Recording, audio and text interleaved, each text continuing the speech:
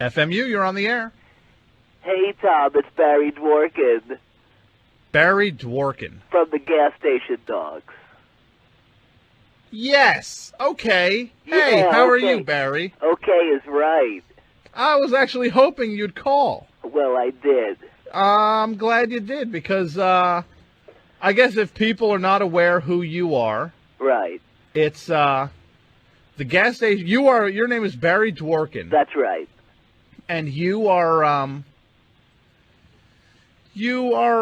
how would you describe yourself as a musician, impresario? Oh, well, yeah, both of those. Songwriter extraordinaire, singer extraordinaire. I front a band called the Gas Station Dogs. Yeah. And I talked to you several months ago, and I think you recall a little bet that was made. I do recall a little bet that was made that I made with you. That you have lost. Uh-huh. Do you remember what the bet was? I think I might have won that bet. Oh, no. I think I won that bet, my friend. The bet was that the Gas Station Dogs would play for a week at Giant Stadium. I think it was 6 shows. Yes. And we did. You did not. Yes, we did. In 6 months, this was this insane bet. First of all, I have to say, you are uniquely talentless.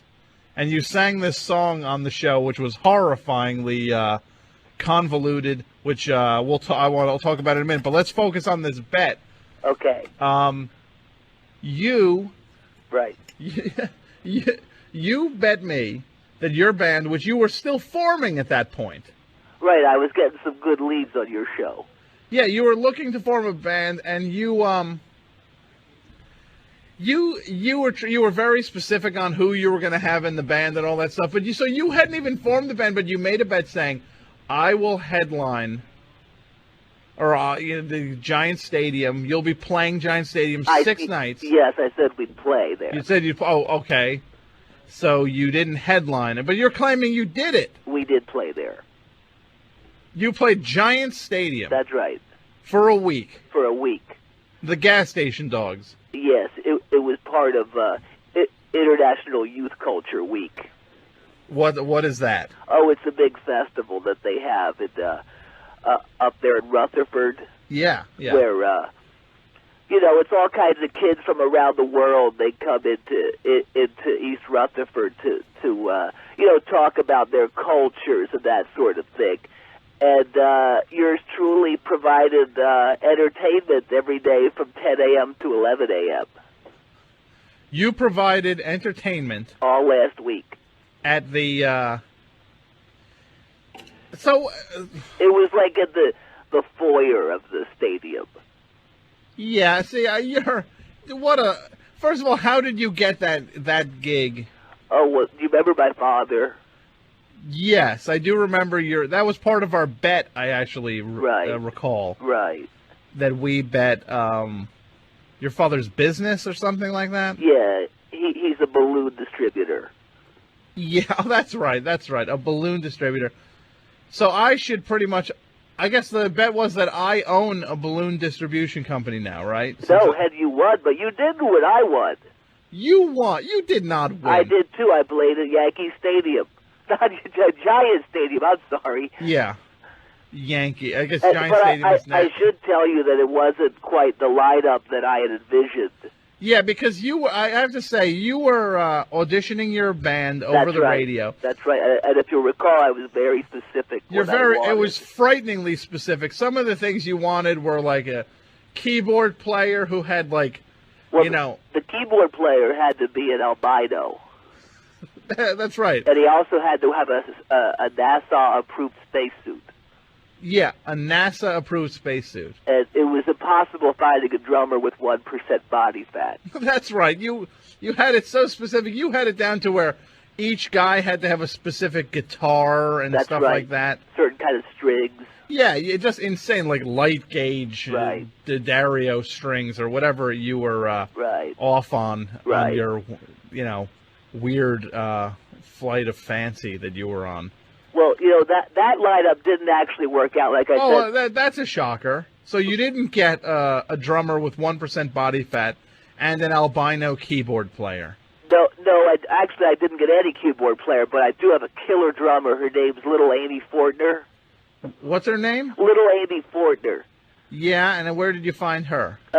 She goes to my niece's school. Your niece's school. So I'm guessing she's in school? Yeah. How old is little Amy Fortner? She's old enough to rock. How old is that? 12. 12. Wow. Man. So so who else is in your band then? You have a 12-year-old drummer. That's right. I just want to get the visual on this band. You were like 4'11", if I remember correctly, and kind of dumpy, and I think you had like I think you called it a reverse mohawk. That's right. Yeah. Yeah, which is a clever way of saying that you're bald, right? Oh well, you could say that, but I like to call it a reverse mohawk. And it's sort of it's my personal statement. It's like screw you, world. By calling it that. Yeah. Yeah. This is me. Well, that's fantastic. That's something to really be proud of. So we got her on the drums. We've got Roger D Lambretta on the bass. Okay, and tell us a little bit about Roger D Lambretta. He's 22. He's been playing bass. Okay, so you have an adult in the band also. Yeah. Oh, he's great. He's great. So was that almost a victory in itself? Oh well, he provides the boom. And he's my right hand man. He drives me to practice all the time and stuff. And he kind of shuttles me around on my errands. So how did you find him? He actually is a cab driver. Okay, so you have a cab driver in the band also, which is fine, I guess. On harmonica, we've got older Lou Parsons. Harmonica? Yeah. I don't think harmonica was part of your original goal, was it? Well, it wasn't, but I'm so glad. I'm so glad that older Lou Parsons is in the band. Who is this? Old Lou? Older Lou Parsons. Oh, what? Older? Yeah. Have you heard of Old Lou Parsons? Old Lou Parsons? Yeah. No. Who is that? Oh, he's a local blues legend. Yeah, and who is older? That's his dad. So you have old Lou Parsons in the band? Old Lou Parsons is 62. Older Lou Parsons is 90. So you have a 12-year-old girl playing drums. Right. A 22-year-old cab driver. Right. Who sounds like you're really kind of just using him as you're letting him in the band because he chauffeurs you all over the place. Oh, no, you got it all wrong. And a 90-year-old man playing harmonica. Yeah. And this is the Gas Station Dogs lineup. Well, it isn't quite like the cross between Van Halen and Jimi Hendrix that I hoped it would be. It's kind of more like Jay Giles meets Delbert McClinton. Wow, with a little bit of Old Skull thrown in, maybe. I don't know what that is. It was a band that was children playing. Oh, you're having a laugh at my expense. More than one, actually. Hey, you mentioned my height before. Yeah. Well, I've got sort of an image makeover going. Okay, and what is that? Well, now I'm 7 foot. How are you 7? You went from 4'11". Yeah. You gained 2 feet. Yeah. What did you have a growth spurt in your I got mid-40s? I got these incredible new platforms. Hold on, you have platform shoes? They're boots. Platform boots that are over 2 feet high? Yeah. How can? It's hard on the balance, but it's totally worth it. To be able to tower above everyone is so cool. How can you even walk in them? It's hard. I'm sure it is. It's almost like walking on stilts. Yeah, so you're basically wearing stilts that are strapped to your feet. You know what makes it even harder? What's that? The armor. What armor? I also wear a full outfit of medieval armor. Of what? Medieval armor. Oh, okay. I thought you said arbor for a minute. No, armor. Okay, yeah. It's that nasal quality. Well, I'm working on that too. I got that extra cartilage, like I mentioned last time. So why are you wearing armor on stage? Oh, it just it just kind of it shows an air of authority. Yeah, I'm sure seeing a guy on 2-foot platform boots and armor. People are really afraid of it. The only drawback to the armor is that it's 140 degrees in there. I think they probably are afraid of it because they're afraid you're going to tip over on them. Well, it's either that or the fact that it's hard to sing and not throw up. In the armor? Yeah, sometimes it sprays out. What sprays out? Vomit. Oh, God. I also carry a rat on my shoulder. A what? A rat. A rat? Yeah. Okay, the animal, a rat. That's right. He's sort of like my mascot. And what's his name? His name is Kermit. Kermit the Rat. Yeah. You know what he does? What? He eats food out of my beard. Oh, God. That's so disgusting. Oh, it's cool. Hey, I got to ask you a question. What's that? Have you picked out a tattoo place yet? I don't know what that means. Well, if you'll recall the bet, I won. So you got to get the lyrics to my song tattooed on your back. Yeah, see, I don't think you won, though. I think you're perverting the, I did win. You got to get the words for Rock and Roll Dreams Will Come Through on your back. Yeah, I'm not going to do that. Well, how about this? Yeah, what's that? I'll let that slide if you help me get on that Puffy Combs TV show on MTV, that Making the Band kind of deal. Sure, You're looking to get who? The gas station dogs on that? Yeah. Okay. Well, I've kind of retooled the lyrics. Okay. To my song "Rock and Roll Dreams Will Come Through." So it's more kind of urban. It's kind of like now it has that feel, that kind of music where they talk. Kind of music where they talk. Yeah. I don't know what you're talking about. The kind of music where they talk, and it's always on TV, and all the people on the Puffy Combs show do it. They're trying to get that group. Are you talking about rap? That might be what it's called. Yeah, it is called rap. So this is news to you, the idea of rap. Well, I don't really follow the new trends. I'm sort of into my own thing. Yeah, so you're just doing your own thing, and you haven't managed to hear about rap over the last 20 years. Well, I see it. I don't really. It's on TV, and I turn away from it because I don't like it. But anywho, did you get those new lyrics I sent you? The new lyrics you sent me? Yeah. Yeah. Did you email me something? Yeah. I'm trying to get my emails down. Oh no. Yeah. Well, here's the new slant of it. What's that? Do you remember the original lyrics? It was like, Roddy's daddy saved every penny to buy a new guitar for Rod. Remember that? Sure.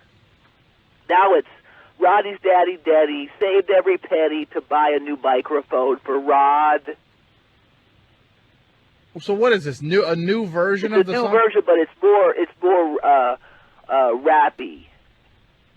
So you updated it to be like a rap Yeah, thing. The chorus now is, no, it's still sung, but the chorus is like, listen everybody, rap dreams will come through. The rap is the master, can't you hear it calling you? The rap will bathe you, the rap will save you if you're one of the chosen through.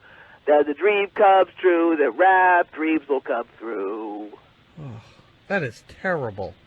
Can you get me on that show? So you retooled the song just to get the lyrics so that they're more rap friendly. Oh yeah. Yeah, that's I don't know if that helps you or hurts you because, yeah, I think everything you do might hurt you actually. Not this next idea. Are you ready? It's already in motion, so you can't stop it. Okay? Yeah. Okay. I can't. I won't stop it then. Are you ready for the Dworkin Young Battle Royale?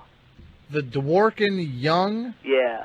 Well, first of all, let me say, anybody who's listening, this is Barry Dworkin, who was trying to form a band on the show, the Gas Station Dogs, a few months back. I had a bet with him that he would. He claimed he would headline Giant Stadium for a week within 6 months, or or he'd give me his father's balloon business, and now he's kind of welching on the bet, I would say. And so, what is the Dworkin Young Battle Royale? I'm going to go. Were you aware of that tour that happened there this summer? Sammy Hagar and David Lee Roth. Yes. Well, this is just like that, but it's Barry Dworkin versus Neil Young. Barry Dworkin versus Neil Young. Yep. Okay, and this is an actual tour? You say the wheels are in motion on this? It's going to be next summer. It's the exact same concept.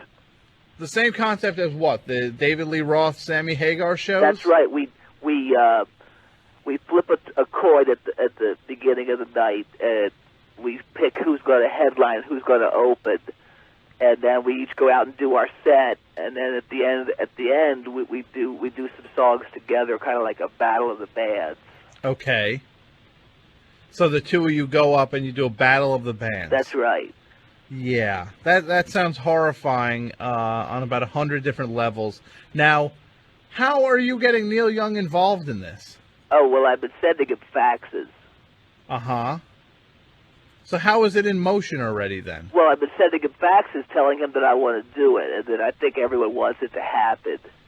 That everyone wants it to happen? Yeah, but so far I think he's chicken. So everyone wants to see you. So feasibly, they would go to a show and potentially, you said you're flipping a coin. Yeah. They could go and then end up seeing Neil Young come out, play a set. Right. And then say, hey, Barry Dworkin's on his way out. Right? Right. You go out, you do a set of how many songs? You only had one. Right. So you're... Well, I was going to write some more songs. Then I figured, it's never going to get any better than that one. So I might just stop writing and just maybe go out and talk and just kind of tell people everything I know about everything. And, I could say what everyone wants to hear in one song. It's not my fault that guy has spent, 30 years trying to say what I said in one song. Oh, so you pretty much are saying you've beaten Neil Young at the rock game, then? Oh, I don't think there's any doubt about that. Yeah, see, I would say there's nothing but doubt about that. Well, so, you're wrong. So you're saying your one song, Rock and Roll Dreams, come through. Rock and Roll Dreams will come through. Rock and Roll Dreams will come through. Beats everything that Neil Young's done. I think everybody would agree with that. And look, I'm not going to pull any punches on this tour either. He's going to get the full brunt of my force. He's been on my list since 1974. Neil Young has been on your list. What list? My S list. Your what list? My S list. Okay, I understand what you're saying. Your S list. Okay. That's right. Yeah. Why has Neil Young been on your S list? Well, back in 1974, I was at a Two Guys store. Yeah. Over in Newbridge. It's not there anymore now. I think it's an Arthur Treacher's. But I was buying some hubcaps, and lo and behold, somehow he came in the store. Okay, Neil Young. What he was doing in the area, but he wouldn't sign my hubcap. Neil Young wouldn't sign your hubcap. Yeah. Back in the 70s. That's right. So he's on my list. Yeah, and so, wow, yeah, so does he have any idea about him being on your list? Well, he must know because do you remember that album Rust Never Sleeps? Yeah. Well, I saw him on that tour, and I threw the hubcap at him. Okay, did it hit him? Yeah. It hit him in the neck. You hit him in the neck with a... So you hit Neil Young in the neck with a hubcap. Yeah. And now you're so this is something that's just been brewing inside of you for decades. Well, it's brewing inside because I was, in effect, banned from the Garden State Art Center for life. Because you threw a hubcap at him. Yeah, and it hit him in the neck. Yeah, well, that's not surprising. Well, So you're trying to propose this tour. What you actually don't think this tour is going to happen, do you? oh, I know it will. You know Neil Young's going to give you his summer to co-headline. Oh, I'm sure. I think it will. I mean, he's just afraid. He's never really had to open for anybody before. Yeah. And he knows that if he opens for me, that everyone's just going to forget about him. Uh-huh. Yeah. He's never had to open for anybody before? I don't think so. Doesn't he always headline? I guess so, yeah. So he's going to go. What does he stand to gain by this, though? Oh, well, he'll make, if it happens, all those Dworkin maniacs are going to end up maybe buying one or two of his records. All those Dworkin maniacs. Yeah. Yeah, how many Dworkin maniacs would you estimate are out there? Oh, I don't know. Billions? Millions. So there's millions of people who are fans of you. Oh, I think so. Dworkamania is what did you just say? Dworkamania. Dworkin mania? Yeah. It's sweeping the nation, and that's sort of where you come in also. Okay. I want you to narrate this documentary we're making. Uh-huh. Just about my life. Okay. You want me to narrate a documentary that you're making about your life? Right. Yeah. I'm probably going to say no right now. Well, can I tell you who's on board? Sure. Have you heard of Morgan Fairchild? Yes, from the Old Navy commercials? Well, she's going to play my wife. In the documentary? Right. I've got this elaborate love-making scene all blocked out. Ugh. It's really sensual. My wife is actually sewing her some lingerie as we speak. Your actual wife? Right. I got married. Congratulations. Her name's Carlene. Congratulations, Barry. So you... Did you ever go to the beer barn in Newbridge? The beer barn? Yeah. I've been past it. Yeah, that's where she works. That sounds like a very special lady. Now you, how can you recast your wife in a documentary? Well, Carlene's not terribly photogenic. Uh-huh. What does she look like? Have you ever seen that movie, that James Caan was in where he gets his ankles smashed by that hag? Misery? Yeah. Yeah. Looks like that woman. I thought you were going to say she looked like James Caan. Oh, I wish. I think he's pretty good looking. Yeah, but he's not a woman. Well, that's never stopped me before. Well, I'm not saying it should or should. What did I just... Forget that. Okay. Yeah, we can strike forget that. But it's not even about that. It's about... Yeah, it's about you making a documentary on your life when I don't know what you're trying to prove by it. Well, once the record comes out, and this thing will be in the can, and it'll be... you know that band U2? Sure. Well, they had a special on the other night about their whole deal, and, this will be the same thing. I guess it'll be prime time, too, when my album comes out. Uh-huh. So you'll have a primetime special. Yeah. So you're really kind of counting on a lot of this stuff happening. Oh, I guarantee you it'll happen. I'll bet you it'll happen. Yeah, just like you headlined Giant Stadium. We did. 10 a.m. to 11 every day. That's not... No headliner has ever played at 10 a.m. Right next to the pretzel machine. Yeah. No, again, you didn't headline it. You're nitpicking. I'm nitpicking. You're completely fantasizing about things that didn't happen. Well... Do you even have a record label? Working on that. Uh-huh.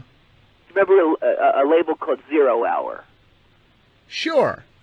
Well, they've been kind of inactive recently for the past, 6 years. Yeah. But I think they're coming back, and I'm going to be their number one siding. Have you been talking to them? No, but I could just sort of feel it. Oh, so you're almost just pulling this out of thin air. No. Wow. I don't even know. This is just... Well, how about this? Yeah, what's that? I'll bet you that I have a primetime special Uh-huh. by Valentine's Day. A primetime special on television. Yes. I want to make sure I have this straight. On television, right? Right. Not on like cable access. Right. On like a network. Right. Okay. Now, what are we betting now? Because that bet, I'm ready to pretty much claim ownership of your father's. No, balloon you store. lost. You lost. But as a gift to you, I'll let you decide the stakes. Uh-huh. I would say for the stakes, how's this sound? You are forced to have both of your hands removed. Okay. No, see, that's even too, that's too disturbing. How about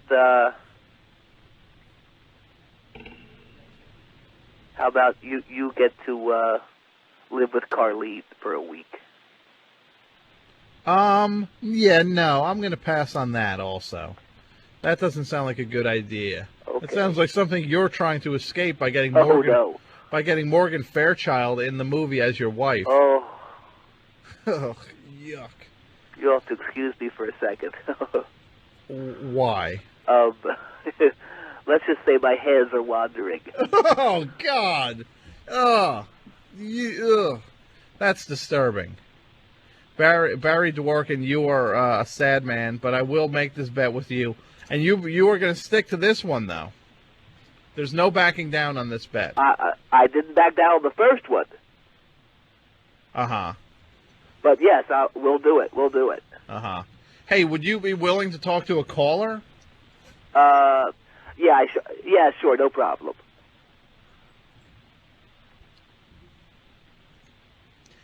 FMU, you're on the air. Hi, who's this? This is Tom. This is Peter. Hey, Peter, how are you? Peter Tork. Peter Tork? Yes. How are you, Tom? From the Monkeys? Yes.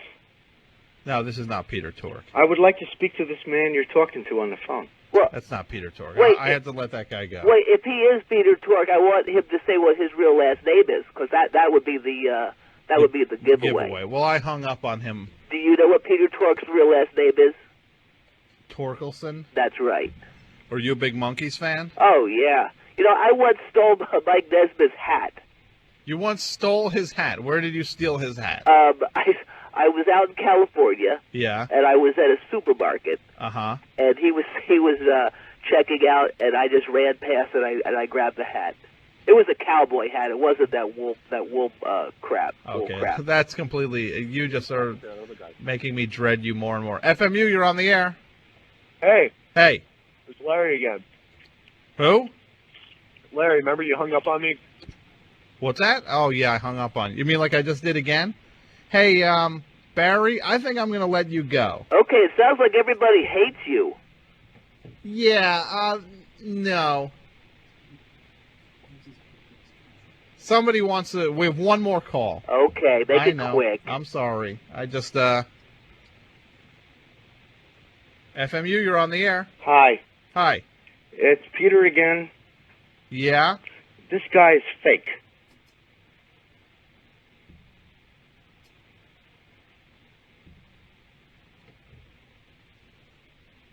Peter. That's not Peter Tork. Maybe it was. That was not. What if you let him call back and we ask him some special questions that only the real Peter Tork would So know? you'd want to ask him some Monkees questions Sure. to prove that he's not Peter Tork. Yeah. So, okay, if that guy's... Let him call back, and as long as he don't use no cuss words. Uh-huh. What do you think? All right, Peter Tork, if you're listening, we hung up on you. You can call up again, and we'll ask you some Monkees questions. Okay, as we're waiting. Peter Tork. This is exciting. Barry Dworkin. I mean, who would have thought that you'd have two legends on at the same time? Yeah, I would say two frauds at No the same way. time. Yeah. Okay, I think this is him again. FMU, you're on the air. Tom, Yeah. I'm staying in Livingston, New Jersey. Yeah? It's Peter. Yeah, Peter. I'm going to give you my home phone off the air. You call me back. You're on the air right now, buddy. Yeah. Okay, here's a question. Go ahead. Peter? Yeah. Can you hear me? Yes. Who played drums on most of the Monkees recordings? God, it could have been Hal Blaine. I don't know. Well, I was busy with Janis Joplin. Doing what? Making love to her. Oh, I don't like where that's going I at don't all. like it. I hung up on him again. Oh, why? Oh, I still Third have more time's the questions charm. for him. Third time's the charm. I'm sorry. He was actually correct. Hal Blaine did play on a lot of those records. So maybe that was Peter Tork. But did he leave you his phone number? Did he give you the phone number, Matt? He can call up Matt and give Matt the phone number. Well, here's the deal, Peter. If you're still listening, I want you to be in my band. You're extending an offer to Peter Tork to join the gas station. That's Dogs. right. I know he plays the bass, and I want to also know if he can drive. Yeah. Well, if he wants to call back, you want to extend the offer to him. Let's That's see if right. he calls back. I think it's a logical progression for him from a monkey to a dog. Hey, I'll put him on the air, Matt. Are you getting his number?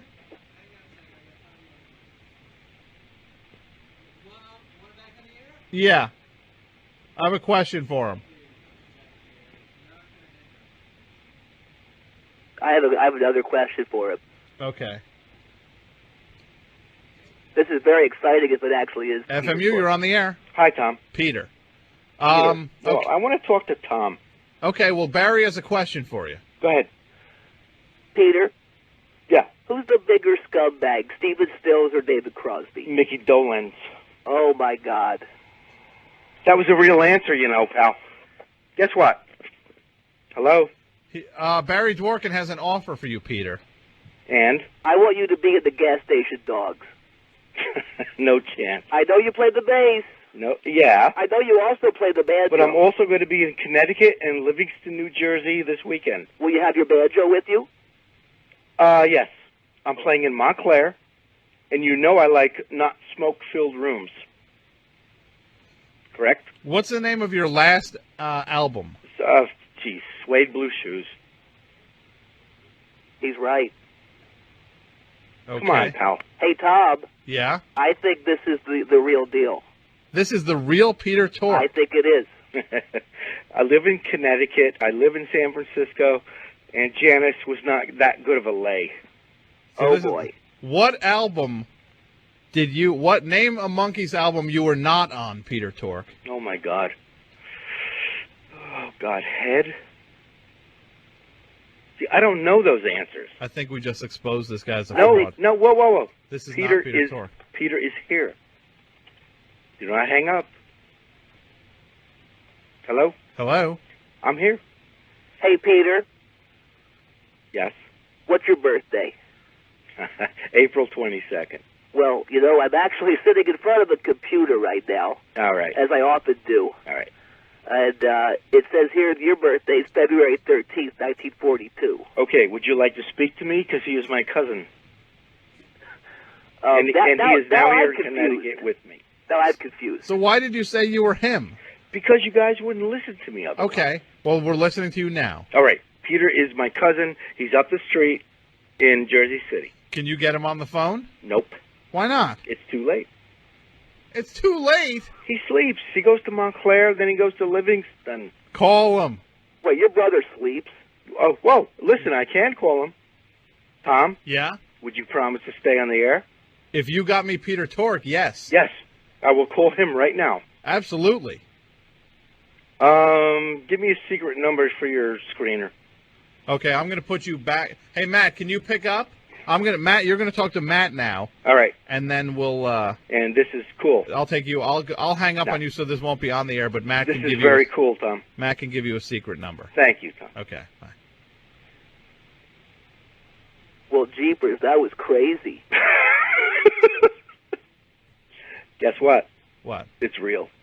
Peter Tork is my cousin, and I'm not too cool with him, but... Well, I can imagine you're not cool at all with him after saying that stuff about Janet. Whoa. That's how hard it is to get through to FMU. And guess what? I'm on the air. Yes, you are. Hey, can you pick up on 7, Matt? Yeah. Oh, you're trying? Oh, let me try something here. I'm sorry. Let me try this here. Hold on. Actual radio, it's called. Hey, Tom. Hold on. Tom,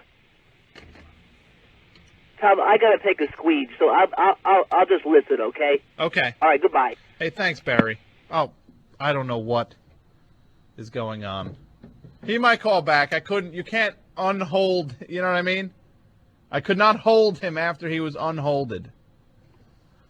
So, wow, Barry Dworkin calling, Peter Tork's cousin. Holy moly. The stars really do come out on WFMU.